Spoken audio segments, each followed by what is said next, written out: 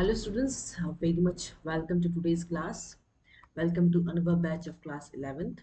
So this is the fourth lecture of class that is Cell the Unit of Life, lecture 4. And we are now discussing the chapter that is Cell the Unit of Life, class 11th. The previous content have already been uploaded to the channel. Go to the playlist, just check the notes and just solve as many questions as you can. Okay. So with this positive energy, let's start today's class. We are going to discuss about today's class mitochondria, chloroplast and ribosome. Okay. Chloroplast and ribosome. So ये तीनों आज पढ़ने वाले हैं आज के class में, क्योंकि पिछले क्लास में हमने एंडोमेम्ब्रेन सिस्टम को पढ़ाया था, तो just go and revise the notes. Okay. और आज हम पढ़ेंगे this three organelles. This is the fourth lecture. अगर आपको कंटेंट अच्छा लग रहा हो तो लाइक शेयर सब्सक्राइब जरूर करें हमारे चैनल को. ठीक है. So with this positive energy let's start to this class. सबसे पहली बात अगर हम देख बताएं तो माइटोकॉन्ड्रिया को क्या कहा जाता है? It is known as the power house of the cell.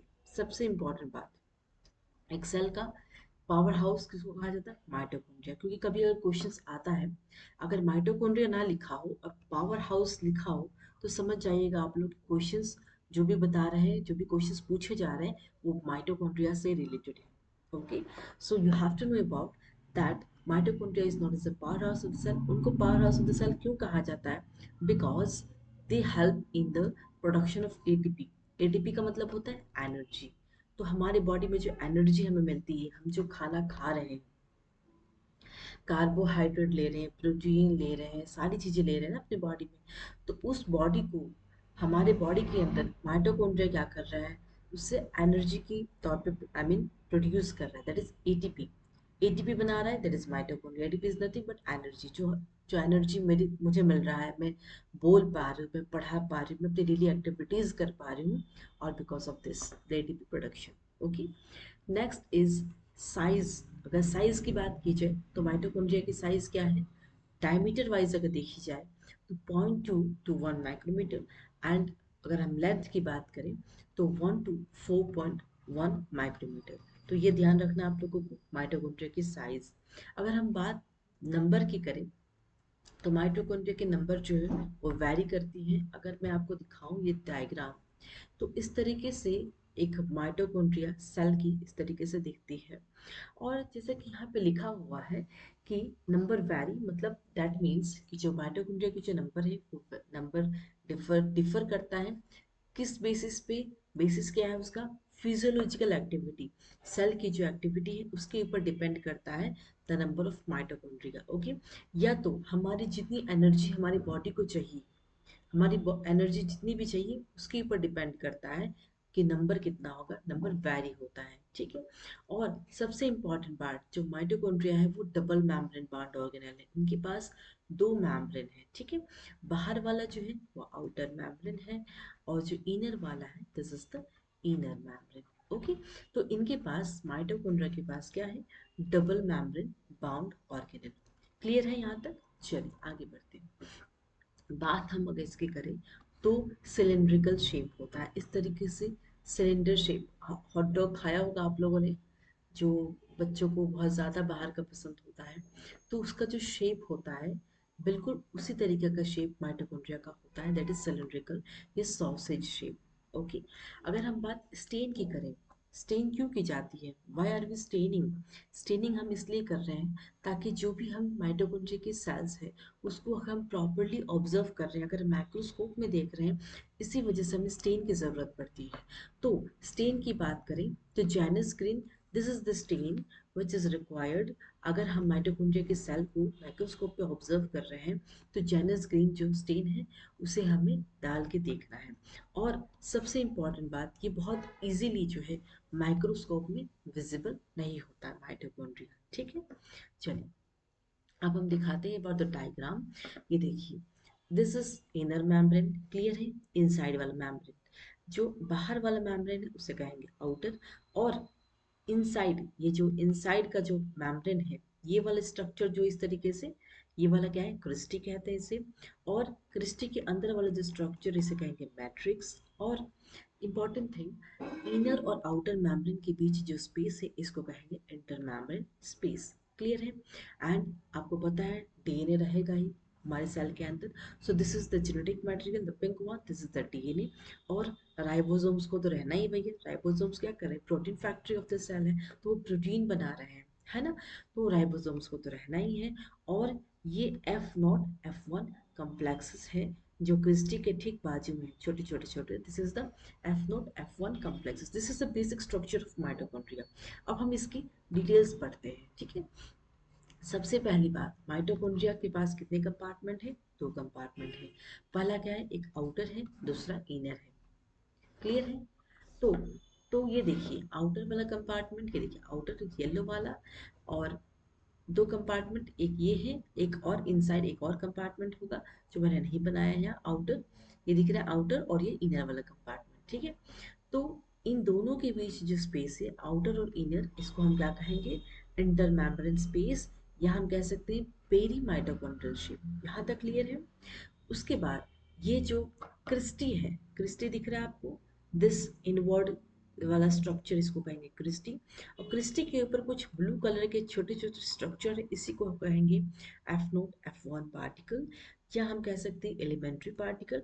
ये oxygen particles of Fernandez model, that means F1 को ये नाम से बुलाए जाते हैं। क्रिस्टी के ऊपर जो स्ट्रक्चर्स प्रेजेंट है, this is known as F0 F1। और ये जो स्ट्रक्चर इनसाइड द क्रिस्टी है, इस एरिया को कहेंगे मैट्रिक्स। उसके बाद इनके पास क्या होगा, single double standard circular DNA, इनके पास double standard circular DNA, DNA का जो शेप होगा वो ऐसा होगा। और राइबोसोम्स तो प्रेजेंट होगा है, because this is the protein factory of the cell, ठीक है। तो इस तरीके से हमारा, अगर हम इस पार्ट को अगर हम लोग देखें इलाबोरेट करके, तो क्या होता है वो नेक्स्ट स्लाइड में देखते हैं। देखिए आउटर सरफेस है और ये पोरेंस है, ठीक है। तो दोनों आउटर सरफेस के बीच जो स्पेस है वो दैट इज नॉन एज पोरेंस। और जब ये आउटर है तो ये इनसाइड होगा। ये मेम्ब्रेन क्या है, बाहर वाला मेम्ब्रेन है, आउटर मेम्ब्रेन है, और ये क्या है, इनर मेम्ब्रेन है। तो जो इनर सरफेस होगा वो किसका होगा, आउटर मेम्ब्रेन का होगा। और ये जो ऊपर वाला है, this is the outer membrane of outer surface, ठीक है। पहले आउटर सरफेस का दो मेम्ब्रेन होगा, आउटर इनर, और फिर इनर का भी होगा, आउटर और इनर। उसके बाद ये देखिए ये क्या है, ऑक्सीजोम्स है, दिस वन इज ऑक्सीजोम्स। और इनके पास रेस्पिरेटरी एंजाइम्स प्रेजेंट है, ठीक है, that will help in the respiration, that is known as respiratory change और एंजाइम्स, क्लियर है। उसके बाद जब हमने ये F0 F1 वाला जो पार्टिकल है, अगर हमने इसको थोड़ा सा देखिए, पहले इस पार्ट को हमने इलाबोरेट करके दिखाया, अब इस पार्ट को जब इलाबोरेट करेंगे तो नेक्स्ट स्लाइड में हम क्या देखेंगे कि ये हेड वाला पार्ट है, नीचे स्टॉक है, और नीचे बेस है, मिडिल वाला पार्ट इज स्टॉक, नीचे बेस है, ठीक है। तो हेड वाला जो पार्ट है किसका हम पढ़ रहे हैं, F0 F1 का, जब हम इलाबोरेट कर रहे हैं, जब इसे माइक्रोस्कोप में देख रहे हैं, हमें क्या दिख रहा है कि ये एडीपी, एडीपी का मतलब होता है एडेनोसाइन डाइफॉस्फेट, हमें क्या मिल रहा है, एटीपी बना रहा है ना, माइटोकॉन्ड्रिया का काम क्या है, एटीपी बना रहा है, एटीपी का प्रोडक्शन कर रहा है। तो एटीपी कैसे बन रहा है, तो इस तरीके से जब एटीपी के साथ एक इनऑर्गेनिक फॉस्फेट जुड़ेगा तब एटीपी बनेगा। और इस प्रोसेस को करने के लिए सबसे इंपॉर्टेंट एंजाइम का काम होता है, दैट इज एटीपी सिंथेस, जो एटीपी सिंथेसिस में हेल्प कर रहा है। और ये जो एटीपी बना, यही एटीपी जो है हमारा एनर्जी करेंसी ऑफ सेल कह सकते हैं, ठीक है। तो जो एटीपी फॉर्मेशन हुआ माइटोकॉन्ड्रिया के अंदर, उसी प्रोसेस को कहेंगे क्या, ऑक्सीडेटिव फॉस्फोराइलेशन। हम इस टर्मिनोलॉजी को बहुत अच्छे से डिस्कस करेंगे जब हम क्रेब्स साइकिल पढ़ेंगे, जब हम ग्लाइकोलाइसिस पढ़ेंगे, वहाँ और अच्छे से बताएंगे। अभी आपको स्ट्रक्चर की बेसिस पे हम बता रहे हैं कि माइटोकॉन्ड्रिया का फॉर्मेशन, एटीपी का फॉर्मेशन होता है, उसे कहेंगे ऑक्सीडेटिव फॉस्फोराइलेशन। और माइटोकॉन्ड्रिया का डिवीजन हमेशा फिशन हो रहा है, फिशन मतलब टूटना, फ्यूजन मतलब जुड़ना, है ना।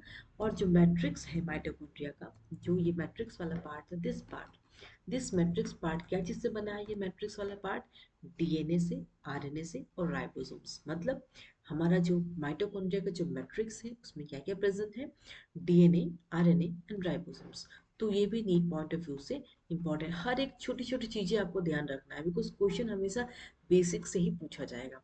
बहुत तोप वाले क्वेश्चन नहीं आ जाएंगे कि भैया हम बहुत बहुत सारे बुक्स पढ़ लें। आपको बेसिक एनसीईआरटी को ही अपने दिमाग में रखना है और उसी चीज़ को कंसेप्ट को क्लियर करना है। ठीक है, छोटी छोटी चीज़ों को ध्यान रखना है।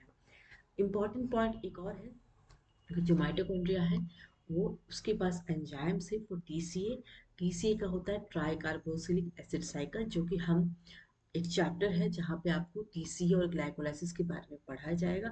और उसी को कहते हैं क्रेब साइकिल भी कहते हैं, क्योंकि उसकी जो साइकिल है एक तरीके से बिल्कुल ये एंजाइम्स जुड़ी रहती हैं। तो ये सारी चीज़ें हमें कहाँ मिल रही हैं? माइटोकॉन्ड्रिया में मिल रही है। दैट मीन्स जो क्रेब साइकिल हो रहा है वो कहाँ हो रहा है? Matrix of mitochondria. ठीक है, ये सारी चीज़ें पढ़ाई जाएंगी आगे नेक्स्ट दूसरे क्लासेस में, जहाँ आपको टीसी और ग्लाइकोलाइसिस के बारे में और डिटेल्स में पढ़ाई जाएगी। बट फॉर आप फिलहाल यहाँ तक याद रखिए कि क्रेब साइकिल कहाँ हो रहा है? Matrix of mitochondria. अब हम थोड़ा सा डिस्कशन कर लेते हैं कि जो आउटर मेम्ब्रेन और जो इनर मेम्ब्रेन हमें मिला था, दिस वन, दिस आउटर और इनर मेम्ब्रेन, इसके बीच में थोड़े से डिफरेंसेस जानेंगे तो ज़्यादा सही रहेगा। आउटर मेम्ब्रेन में क्या था? पोरिन्स प्रेजेंट थे, और इनर में क्या था? पोरिन्स एब्सेंट था। दूसरा बात, क्रिस्टी क्या था? क्रिस्टी तो बाहर नहीं था। क्रिस्टी कहाँ था? स्ट्रक्चर देख के पढ़िए, देखिए क्रिस्टी कहाँ? इनसाइड है। इसका मतलब क्या है? क्रिस्टी में क्या है? इनर मेम्ब्रेन में है। आउटर में क्रिस्टी एब्सेंट है, इसी वजह से मैंने लिखा क्रिस्टी एब्सेंट। इनर मेम्ब्रेन में क्या है? क्रिस्टी प्रेजेंट है। दैट मीन्स क्रिस्टी का क्या है? क्रिस्टी में क्या होता है? ऑक्सीडेशन और रिडक्शन प्रोसेस होता है, और क्रिस्टी क्या करता है? सरफेस एरिया को इंक्रीज करता है, जिसके कारण ऑक्सीडेशन और रिडक्शन प्रोसेस होता है। क्लियर है बात? आउटर मेम्ब्रेन की करी तीसरा पॉइंट, जो कि मोर परमिएबल है। क्यों परमिएबल? क्योंकि यार वहाँ पे पोरेंस प्रेजेंट है, परमिएबल होगा। और इनर मेम्ब्रेन जो होगा लेस परमिएबल होगा। क्लियर है? एंजाइम्स जो प्रेजेंट होगा बिल्कुल ही नेग्लिजिबल, बहुत ही लो अमाउंट में, नेग्लिजिबल नेग्लिजिबल अमाउंट में प्रेजेंट होगा। अगर इनर मेम्ब्रेन की बात करें तो वहाँ पे एंजाइम्स और इलेक्ट्रॉन कैरियर, जो कि इलेक्ट्रॉन ट्रांसपोर्ट सिस्टम, वो हम प्लांट के जब ट्रांसपोर्ट वाला पार्ट पढ़ेंगे, सॉरी जो फोटोसिंथेसिस पढ़ेंगे हम, जब प्लांट फिजियोलॉजी पढ़ेंगे तो वहाँ पे इलेक्ट्रॉन ट्रांसपोर्ट सिस्टम के बारे में पढ़ेंगे। ठीक है, तो एंजाइम्स और इलेक्ट्रॉन कैरियर्स कहाँ प्रेजेंट है? That is electron transport system, जो कि इनर मेम्ब्रेन में प्रेजेंट है, ना कि आउटर मेम्ब्रेन। क्लियर है? चलिए अब बात करते हैं अबाउट द फंक्शंस। तो फंक्शंस हम बात करें तो साइट ऑफ एरोबिक रेस्पिरेशन हो रहा है, मसल कंट्रक्शन में हेल्प कर रहा है, और नर्व सिग्नल या जो भी इम्पल्स कंडक्शन हो रहा है उसमें हेल्प कर रहा है हमारा माइटोकॉन्ड्रिया। क्लियर है? चलिए अब हम बात करेंगे अबाउट द प्लास्टिड। प्लास्टिड में आएगा हमारा क्लोरोप्लास्ट वाला पार्ट। ठीक है, प्लास्टिड क्या है? ये भी डबल मेम्ब्रेन बाउंड ऑर्गेनेल है। इस तरीके से डबल मेम्ब्रेन होता है। जो हायर प्लांट्स होते हैं, या तो डायटोम्स, डाइनोफ्लैजेलेट, यूग्लियोनॉइड्स, ये सारे हमने किंगडम प्रोटिस्टा में पढ़ा था, इनके पास जो है ये प्लास्टिड प्रेजेंट होते हैं, और प्लस हायर प्लांट्स में होते हैं। इनका काम क्या होता है? स्टोरेज करना, स्टोरेज सिंथेसिस। और ये थ्री टाइप्स के होते हैं। ये क्या करते हैं? एक टाइप से दूसरे टाइप में कन्वर्ट करते हैं। पहला क्या है? ल्यूकोप्लास्ट। कैसा है? वाइट है। वाइट है, ल्यूको मतलब वाइट है, दैट मीन्स इनके पास पिगमेंट एब्सेंट है। इनके पास क्या है? एग्रानम है, दैट मीन्स ग्राना एब्सेंट है। और इनका काम क्या है? स्टोरेज कर रहा है ये। ठीक है, दूसरा, अगर अगर ये ल्यूकोप्लास्ट स्टोरेज कर रहा है, फैट अगर स्टोर कर रहा है तो उसे कहेंगे लाइयोप्लास्ट। अगर स्टार्च को स्टोर कर रहा है उसको कहेंगे माइलोप्लास्ट। और प्रोटीन को स्टोर कर रहा है तो aleuroplast. That means three types leucoplast. कितने टाइप्स के होते हैं? थ्री टाइप्स के ल्यूकोप्लास्ट होते हैं। This three are elaioplast, amyloplast and aleuroplast. दूसरा बात करेंगे क्रोमोप्लास्ट। क्रोमो का काम क्या है? कलर देना। कलर, कलर होगा, दैट मीन्स अगर कलर्ड प्लांट है तो पिगमेंट प्रेजेंट होगा। ग्रीन के अलावा रेड भी, ऑरेंज भी, येलो भी इनके पास पिगमेंट्स प्रेजेंट होंगे। और पिगमेंट क्या होगा?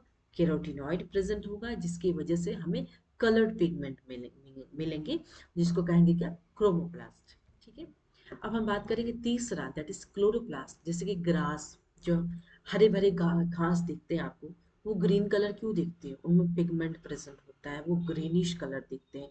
उनमें पिगमेंट क्या प्रेजेंट होता है? दैट इज क्लोरोफिल और कैरोटीनॉइड, जिसकी वजह से घास जो है बहुत ही ग्रीन ग्रीन दिखता है हमें। The reason is that the pigment present is chlorophyll और प्लस कैरोटीनॉइड, जिसकी वजह से हमें घास ग्रीन दिखता है, और इसी वजह से उसको कहेंगे chloroplast. That means majority of plants जो दिखते हैं वो कहाँ दिखते हैं? लिव्स, एक लीफ है, ठीक है, जो उसका मेसोफिल वाला पार्ट होगा वहां पे जो हमें क्या दिखेगा? मेजोरिटी ऑफ प्लांट्स दिखेंगे क्लोरोप्लास्ट में। Mesophyll cells of leaves, number vary कर सकता है, इवन शेप भी वराई करेगा। शेप कैसा हो सकता है? डिस्कॉर्ड, डिस्क की तरह हो सकता है, ओवल हो सकता है, रेटिकुलेट हो सकता है, स्टार हो सकता है, इस तरीके से स्टार शेप हो सकता है, या रिबन शेप का, इस तरीके का शेप होता है। ठीक है, क्लोरोप्लास्ट। बात करते हैं कि क्लोरोप्लास्ट कैसा होता है। डबल मेम्ब्रेन, ये देखिए 1 2। जो बाहर वाला मेम्ब्रेन है आउटर मेम्ब्रेन, जाहिर सी बात है, अंदर वाला इनर मेम्ब्रेन। इन दोनों के बीच का जो स्पेस है इसको कहें इंटर मेम्ब्रेन स्पेस। ठीक है, और ये क्या है? ये टोटल 1 2 3, ये क्या है? ग्राना है। अगर एज ए कंप्लीट अगर हम इसे बोले तो ग्राना कहेंगे। अगर ईच ईच एक एक ग्राना को अगर हम बताया जाए तो थाइलाकोइड कहते हैं। और ये जो थाइलाकोइड और ये जो सॉरी ये जो ग्राना आपस में जो जुड़े हैं उसे कहेंगे स्ट्रोमल लेमेली। और इनके पास जो राइबोसोम्स प्रेजेंट होगा वो क्या होगा? 70s राइबोसोम्स, और डबल स्टैंडर्ड सर्कुलर डीएनए होगा। और दिस इज ग्राना। ग्राना का मतलब होता है ये जो हमारा जो प्रेजेंट है, ईच अगर प्रेजेंट होगा स्टैक्स उसको कहेंगे थाइलाकोइड, और कंबाइंड में प्रेजेंट होगा उसको कहेंगे ग्रेना। और ये जो एरिया है inside the inner membrane this is known as stroma. ठीक है, तो अगर हम डायग्राम देख ले क्लोरोप्लास्ट का, तो ये देखिए आउटर मेम्ब्रेन है, इनर मेम्ब्रेन है, क्लियर है? ये दिख रहा है आपको? जैसे अगर हम कॉइन्स, एग्जांपल मेरे पास अभी कॉइन नहीं है इस वक्त, कॉइन्स अगर देखें तो अगर हम कॉइन्स अगर हम अरेंज करते हैं, बचपन में खेलते थे ना बहुत सारे कॉइन्स स्टैक बना के, तो अगर हम किसी भी चीज़ जो स्टैक्स बन सकता है, अगर हम बेस्ट एग्जांपल कॉइन्स का लेते हैं, तो कॉइन्स अगर हम इस तरीके से अरेंज कर देंगे तो उसको, इस टोटल एरिया को कहेंगे क्या? ग्रेना कहेंगे। और एक एक इंडिविजुअल कॉइन्स को क्या कहेंगे? थाइलाकोइड कहेंगे। ठीक है, तो coin is the best example to remember. तो आउटर और इनर मेम्ब्रेन के बीच जो स्पेस है इसको कहेंगे इंटर मेम्ब्रेन स्पेस। और ये क्या है? स्ट्रोमा लेमेली है, ये ग्रेनम है जैसे कि मैंने कहा, और ये स्ट्रोमा है। और ईच जो पॉइंट्स होगा, जो यहाँ पे जो टेक्स प्रेजेंट है उसको कहेंगे क्या? थाइलाकॉइड। अब हम देखते हैं स्ट्रक्चर में कि ग्रेनम था, और इस ग्रेनम जो अरेंजमेंट है और ये जो इंडिविजुअल ग्रेना था उसको कहेंगे थाइलाकॉइड। अब थाइलाकॉइड ल्यूमेन में थाइलाकॉइड मेम्ब्रेन होगा। Same in the case just like we studied in the mitochondria cases में क्या था? आउटर मेम्ब्रेन था, outer surface of thylakoid membrane, और ये इनर सरफेस, दो मेम्ब्रेन हो गए यहाँ पे। ठीक है, अगर हम बात फंक्शंस की करें प्लास्टिक की, तो सबसे इंपॉर्टेंट फंक्शन क्या है? फोटोसिंथेसिस। ठीक है, लाइट रिएक्शन और डार्क रिएक्शन। ये मत सोचना कि जब मैडम ने लिखा या डार्क रिएक्शन, तो जो फोटोसिंथेसिस हो रहा है वो एब्सेंस ऑफ लाइट में हो रहा है। This is very much false. Photosynthesis का रिएक्शन हमेशा ही लाइट में हो रहा है।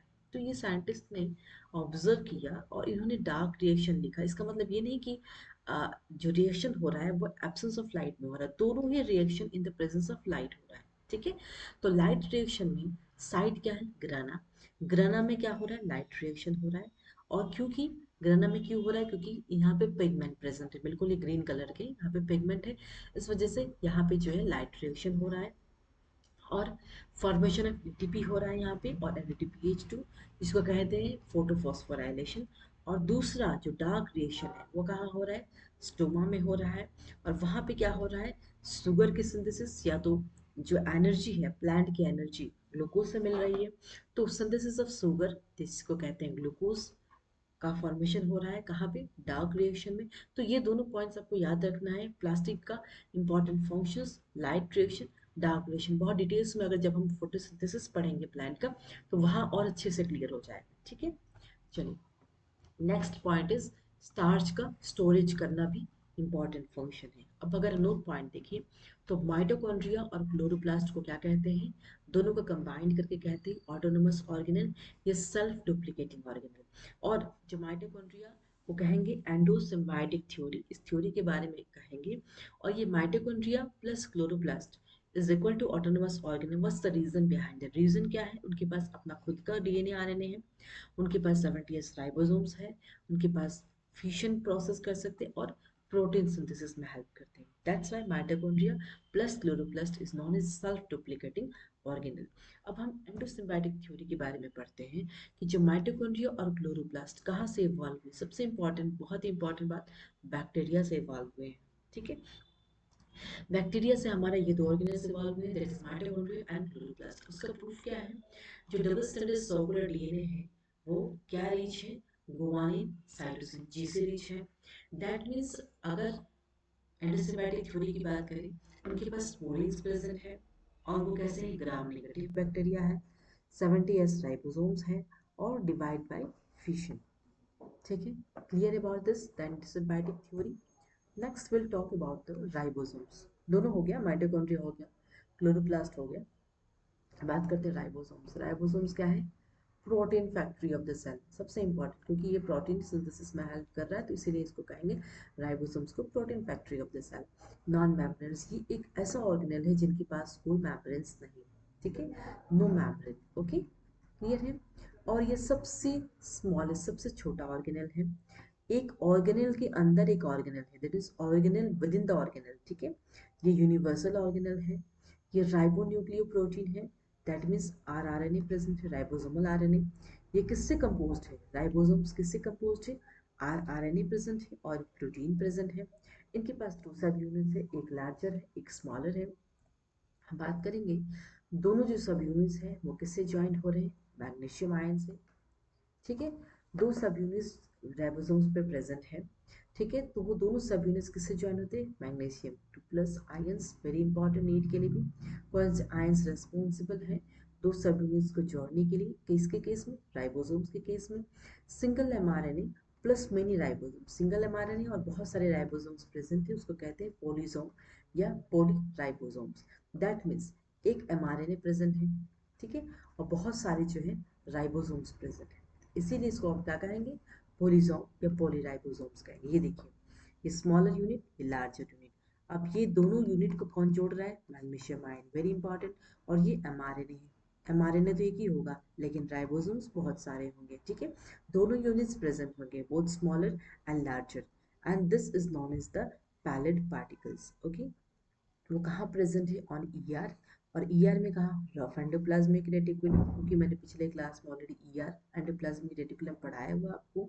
तो राइबोसोम्स कहाँ प्रेजेंट है? ईआर में, वो भी स्पेसिफिक अगर हो जाए तो आरईआर में, rough endoplasmic reticulum, and then mitochondria, chloroplast, specially in case of eukaryotic cells. अगर हम बात की करें राइबोसोम्स यूकैरियोटिक सेल्स में कहाँ पाए जाते हैं, तो यहाँ पाए जाते हैं। अगर हम प्रोकैरियोटिक सेल्स की बात करें तो प्रोकैरियोटिक सेल्स में तो मेम्ब्रेन होते नहीं है, मेम्ब्रेन बाउंड प्रेजेंट नहीं होते, तो वो उनमें कहाँ पाए जाते हैं? प्लाज्मा मेम्ब्रेन में राइबोसोम्स पाए जाते हैं। क्लियर है? चलिए, अगर हम बात करें राइबोसोम्स कितने टाइप्स के होते हैं? 2 टाइप्स के होते हैं। ओके,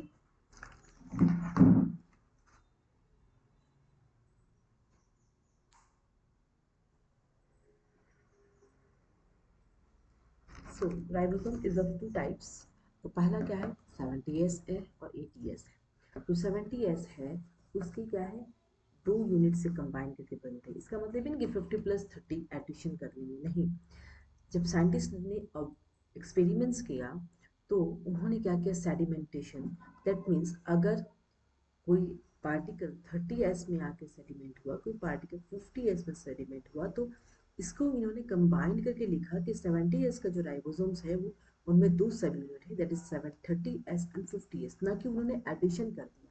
50+30 80 होता, तो यहाँ पे मैथ्स का कोई लॉजिक नहीं है। उन्होंने एक्सपेरिमेंट करने के बाद देखा कि जो पार्टिकल 30s पे आ रहे हैं, जो पार्टिकल 50s में, उसको उन्होंने कंबाइन करके 70s राइबोसोम्स बताया, 2 सब यूनिट। क्लियर है? तो इन दो सब यूनिट्स में जो 30s है स्मॉलर है, 50s is the larger one. तो 30s में क्या प्रेजेंट है? 16s rRNA. और जो 50s है उसमें क्या क्या प्रेजेंट है?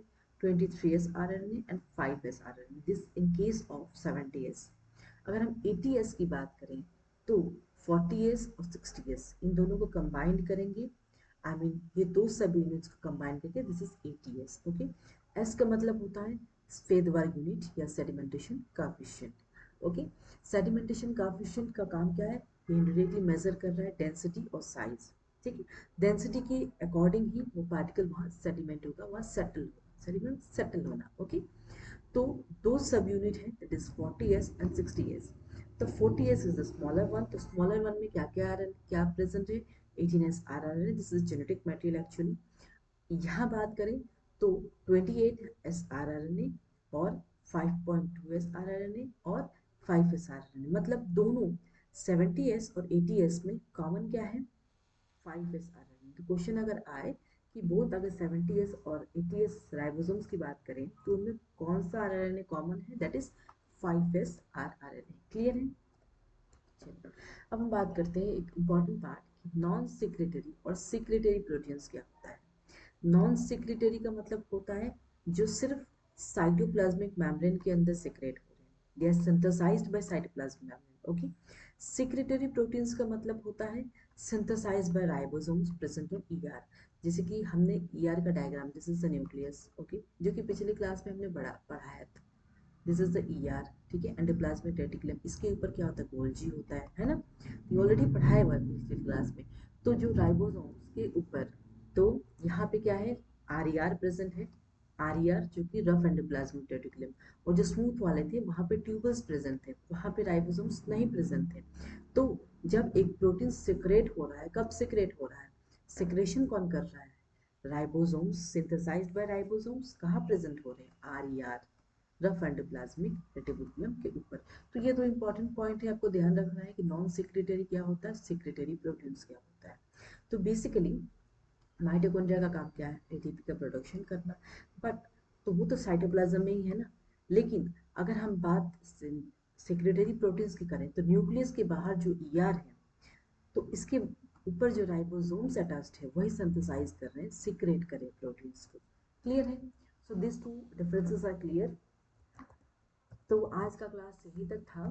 कोई भी डाउट्स हो related to any chapters, you can comment me on the comment section. आप जाके प्रैक्टिस शीट लगाइए, क्वेश्चंस मैं भी दे दिया करूंगी आप लोगों को। अगले क्लास से जितने भी चैप्टर्स हो गए हैं उसके क्वेश्चंस दूंगी for the practice purpose. Okay, channel पे अपलोड होते जाएंगे, आप प्रैक्टिस करिए उसे, ज़्यादा से ज़्यादा क्वेश्चंस लगाइए और एनसीईआरटी बुक को पढ़िए। कोई भी डाउट्स हो उसे कमेंट सेक्शन में कमेंट कर सकते हैं, ठीक है? So will meet you in the next class. Thank you all of you, bye bye.